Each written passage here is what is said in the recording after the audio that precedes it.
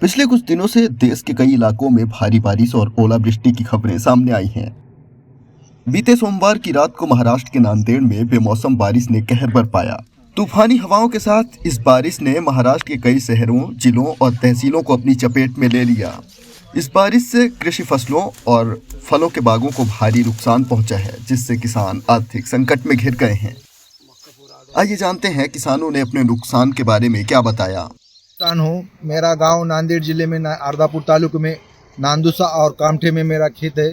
हमारे यहाँ के ये जवारी बोलती है इसको, ये टालकी बोलती है इसको। एक रात में कल रात में 9 बजे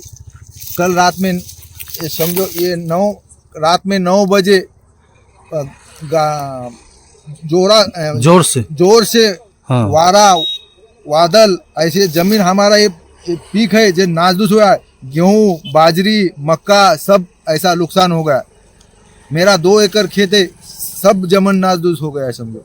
क्या मांग क्या है फिर सरकार? मांग से ये कुछ शेतकरी के पार्टी से म्हणजे शेतकरी से सरकार का हाथ ऊपर रहना, शेतकरी के सर के अच्छा कुछ मदद मिलना चाहिए। मदद मिलनी चाहिए समझो। सरकार ने देखना किसानों की तरफ,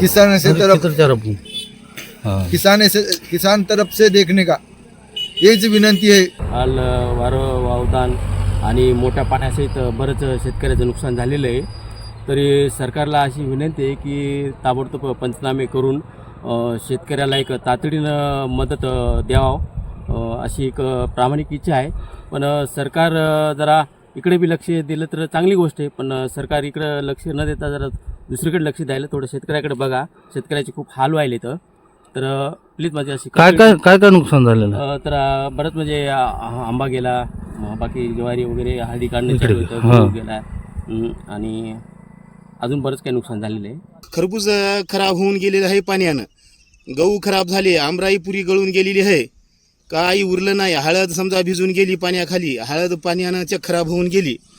आता सरकारनं काहीतरी मदत करावं, सरकारनं बघावं पाहिजे शेतकऱ्याला। चक आमराई गेली, खरबूज गेलं, टरबूज गेलं, काही राहिलं नाही, पुरी नुकसान झाली। आपल्याला 20 एकर शेती आहे, त्याच्यामुळं काही उरलं नाही शेतीमध्ये। चक टमाटर खराब झालं, बैंगन खराब झाले, माळव पुरं गेलं, काही राहिलं नाही। आता या वाऱ्यानं वावदानानं केळीची सुद्धा नुकसान होऊन गेली, केळीला पान सुद्धा राहिलं नाही। चक वाऱ्या वावदानानं केळी सुद्धा काही राहिलं नाही, केळीचं चक झालं ना सोडा। काय मागणी काय मग सरकार? मागणी आता सरकारनं आता काहीतरी द्यावं समजा शेतकऱ्याला, हेक्टरी काहीतरी द्यावं समजा, 30-40 हजार अशी काहीतरी द्यावं हेक्टरी। आपलं असं शेतकऱ्याची विनंती आहे सरकारला।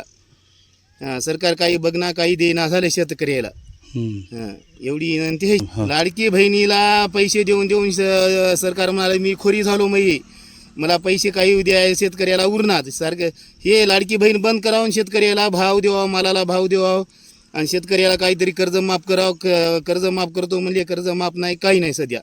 शेडला पैसे दिले नाहीत, शेड 2-2 वर्ष शेड केलं आणि टाली घेतली, टालीला उजूक पैसे दिले नाहीत, टाली तशीच 2-2 लाखाची घेऊन ठेवली शेतकऱ्यानं। अशी विनंती आहे सरकारनं, टालीचे याचे शेडचे रुपये लवकर द्यावा शेतकऱ्याला।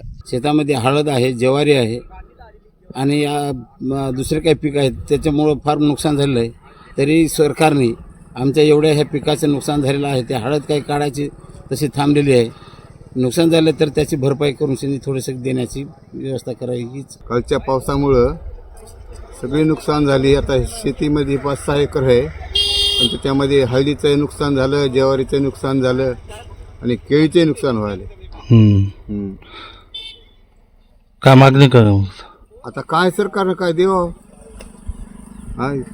विमा बी पहिला देतो म्हणून दिला नाही, काहीच दिलं नाही आणखी।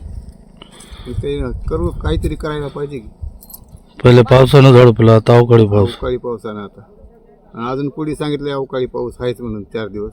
अगर ये वीडियो आपको पसंद आया है तो इसे लाइक ज़रूर करें। अगर चैनल अभी तक सब्सक्राइब नहीं किया है तो कर लें और नोटिफिकेशन पाने के लिए बेल आइकन भी दबा दें।